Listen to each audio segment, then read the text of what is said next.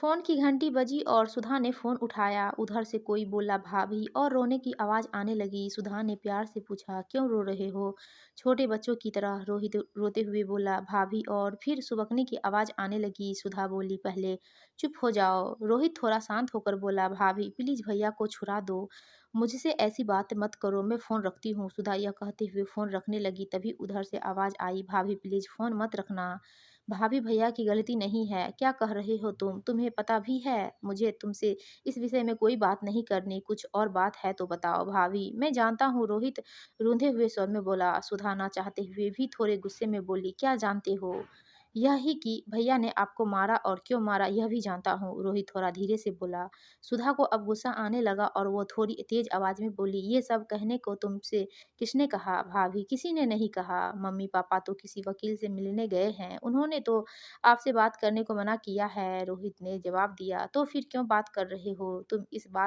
इन सब बातों में मत पड़ो। सुधा गुस्से से बोली कैसे न पड़ूं, वो मेरे बड़े भाई ही नहीं सब कुछ है, मैं उनके बिना कैसे जीऊंगा? गलती मैंने की और सजा भैया भुगत रहे हैं। रोहित कहकर चुप हो गया। तुमने कोई गलती नहीं की, तुम्हारे भैया ने मुझे मारा है, एक बार नहीं दो बार। पहले थप्पड़ मारा और फिर अगले दिन गला दबाने की कोशिश की। सुधा झुंझलाहट में सब बोल गई। रोहित भी खींचकर बोला माँ ने कहा था कि उससे सच जान। उसने रोहित की स्कूल की यूनिफॉर्म की टाई और बेल्ट क्यों छुपाई थी? वो भैया को बार बार फोन करके परेशान किए जा रही थी। भैया ने बताया था कि आपने ऐसा कुछ नहीं किया। उन्होंने कहा आप झूठ बोल रही हैं, आप चाहती ही नहीं कि मैं पढ़ूं। बस भैया को गुस्सा आया। मैंने सोचा भैया जब शांत हो जाएंगे तो मैं सच बता दूंगा। क्या कह रहे हो? तुम्हें पता भी है? सुधा हैरान होकर बोली। रोहित धीरे से बोला हाँ भाभी, मैं जानता हूँ मैं क्या बोल रहा हूँ। 22 जनवरी सुबह 5 बजे आप दोनों पुणे के लिए निकल गए थे। मुझे लगा था उस दिन मैं स्कूल की छुट्टी कर लूंगा, पर मम्मी पापा बोले नहीं कोई छुट्टी नहीं, स्कूल जाओ।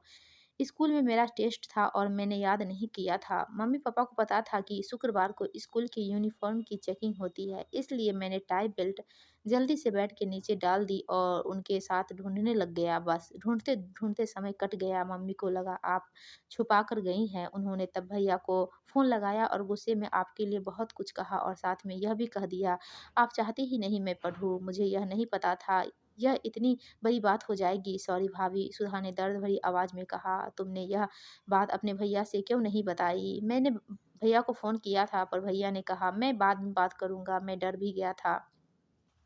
भाभी प्लीज मेरे भैया को जेल से निकलवा दो, उनकी ज़िंदगी खराब हो जाएगी। उन्होंने बहुत मेहनत की है, तब जाकर इतनी अच्छी नौकरी मिली है। भाभी प्लीज मेरी खातिर। यह कहकर रोहित जोर जोर से रोने लगा। सुधा बोली चुप हो जाओ, मैं तुम्हारे भैया को जेल से निकलवा दूंगी, पर तुम प्रॉमिस करो तुम हमारी इन बातों के बारे में किसी को नहीं बताओगे, अपने भैया तक को नहीं। आज के बाद मुझसे बात भी नहीं करोगे। सुधा ने फोन रख दिया। फोन रख कर वह फूट फूट कर रोने लगी। थोड़ी देर बाद चुप हो गई और कंप्लेन वापस कैसे लेनी है सोचने लगी, क्योंकि पापा ने ही वहां से थाने फोन किया था और पुलिस रात को आकर पकड़ कर ले गई थी। तभी दरवाजे पर बैल बजती है। वह दरवाजे के पीप हॉल से देखकर दरवाजा खोल देती है और दरवाजा खोलते ही अपने पापा के गले लगकर खूब रोती है। उसके पापा की भी आंखें नम हो जाती है। फिर उसके पापा उसे चुप करवाते हैं और उसे कहते हैं तैयार हो जाओ, थाने जाना है, FIR लिखवानी है। रात को सिर्फ तुम्हारे प्रोटेक्शन के लिए पुलिस उसे ले गई थी। सुधा पहले अपने पापा को पानी देती है और फिर चाय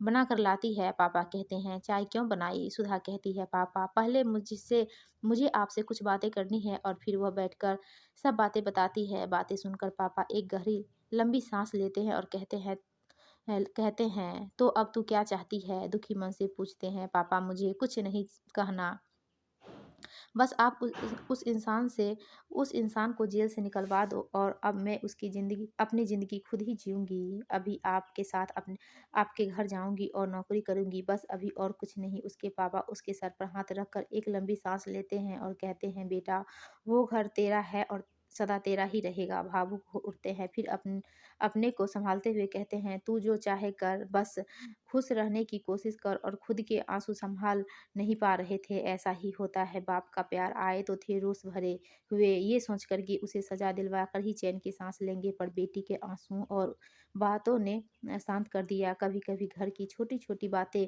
घर तबाह कर देती है, घर बसने से पहले ही उजाड़ देती है, सपनों के ताजमहल मिनट में ढेर कर देती है। मेरी बेटी का क्या कसूर था, ये सब सोचते हुए उठते हैं और सुधा से सामान पैक करने को कहते हैं। फिर पापा बेटी थाने जाने के लिए निकल जाते हैं। दोस्तों, आपको ये कहानी अच्छी लगी तो प्लीज़ वीडियो को लाइक कीजिए और हमारे चैनल को सब्सक्राइब